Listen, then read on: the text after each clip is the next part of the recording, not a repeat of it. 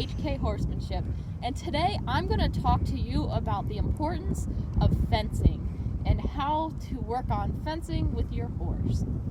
So this here is Frankie. Frankie and I have been taking several months off of riding because I've started to realize we have some holes in our fencing. So basically what fencing is you being above your horse. And it's so important that before you ever get on a horse or ever even think about getting on a horse, that your horse is comfortable with you being above them. And if your horse isn't comfortable with you being above them, there could be a lot of problems that arise. For example, Frankie was starting to have a lot of issues. Like, he was super sensitive and like the littlest things would set him off. So this is what we've been working on for a while. I haven't been super consistent, unfortunately, because of school, but every time I come out here, I work on it with him. So basically, if you have a fence or a round pen like this, that's perfect. If you have a mounting block, you can do this from the mounting block too. You just stand on the mounting block or sit on your fence or whatever it is you want to sit on. And basically your goal is to get the horse comfortable with being up here, like basically their back under your knees.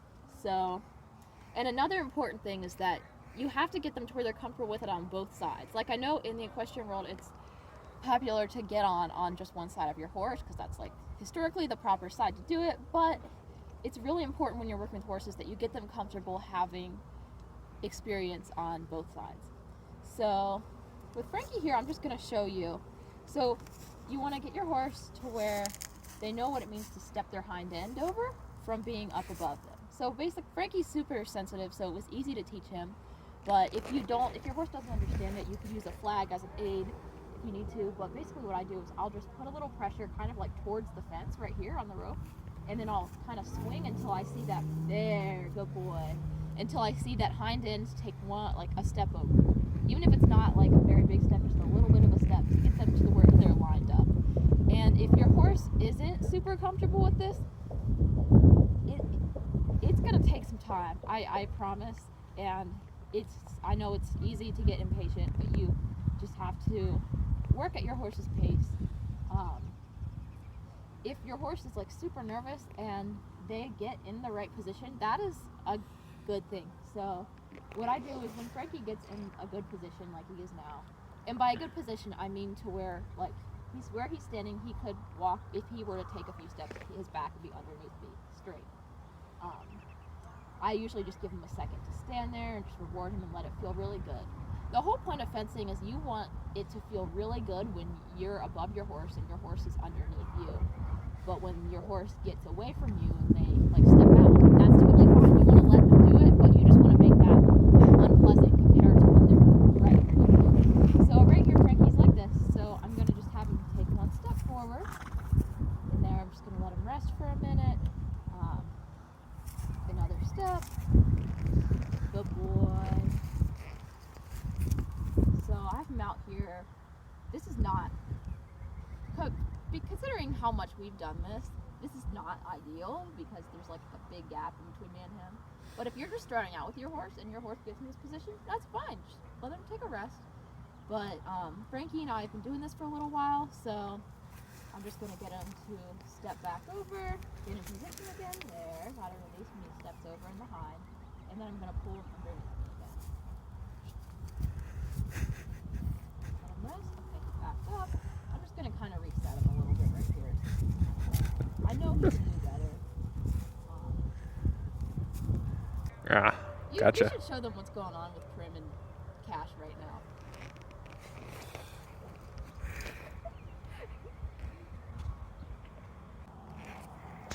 Basically, this is what it's going to be. It's just going to be a whole lot of this. And you're going to have, whenever you work with your horse like this, oh, that's good. He got in a really good position right there. You see how he's super close to the fence? That's good.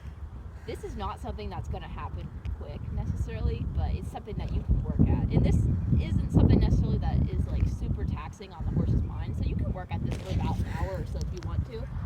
And just in the end, get your horse in a place where they're comfortable being beneath you. Once again, you're not going to get to that point on the first session if you're just starting out with your horse. But I mean, seriously, like when you do this with your horse, it's super important that you get them comfortable with this. So I'm talking like hours and hours, not all at once, but like over a course of time. You want to get them to where not only are they comfortable with being like beneath your, come on, Frankie. Yeah, Frank is having a normal one. So you want to get them not only to where they're comfortable being beneath you, but also where they're comfortable with you, like swinging a rope over their back and stuff like that. I'll make another video later on about, there we go, licking and chewing, that's good. See, he had a little bit So of is this pretty good right here? Like where Frank is now? Is that pretty good? Not really. There, that's better right there. Okay, But ideally, we want his back. How you feeling, Frankie? We want his back, like where the saddle's going to be right underneath my knees, right here. So we'll cut the camera, and I will show you later on. Show you later on what? I'll show you later on what it should look like whenever your horse is ready to be ridden and they are comfortable being beneath you. But we can cut the camera now because I don't want to waste all my data. Hello everyone. So I just wanted to show you, this is what it should look like whenever you are fencing with your horse. You're doing above the horse work and the horse is in the place where you want them to be. This is what it's supposed to look. You see right here, Frankie is right underneath my knees. He's relaxed, his ears are on me. And once you get the horse to this point, this is when you can start doing some of the more like desensitizing stuff. Where, see, I'm going to take the rope right here and I'm going to get him to where he's bothered by it just a little bit, but not to where he's like freaking out. So I'm going to take the tail right here. I'm just going to kind of lay it over his back. You see, he's getting a little bothered. So I'm just going to let him rest. It's good to get him a little bothered without getting him so bothered that he's like I said, freaking out, moving away.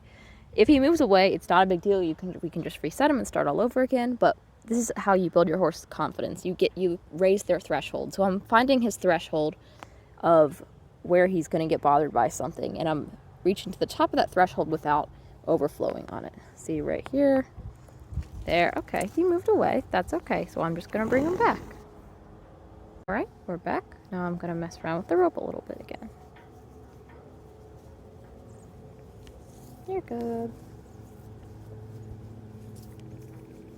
I know this doesn't seem like I'm doing that much here, but because Frank is such a reactive horse, we are doing something that is, you know, a bigger deal to him than it would be probably for most horses. I'm just going to kind of like play around with it.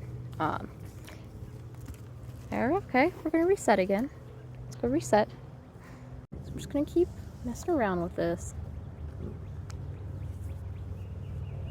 He's getting to the point now, I think we're raising his threshold a little bit, so it's not bothering him so much. I mean, it still bothers him a little bit, but I'm gonna mess around with it on his hind end a little bit. It's always good to do, you know, when you do these things. Make sure you mess around with the hind end a lot, because especially with Frank and horses like him, that can be like a big sensitive point for them. So it's always good to make sure that they get okay with the stuff. And it's going to take time. It's not something that happens overnight, but just lots of little sessions like this makes a huge difference and makes your horse more able and ready to be ridden.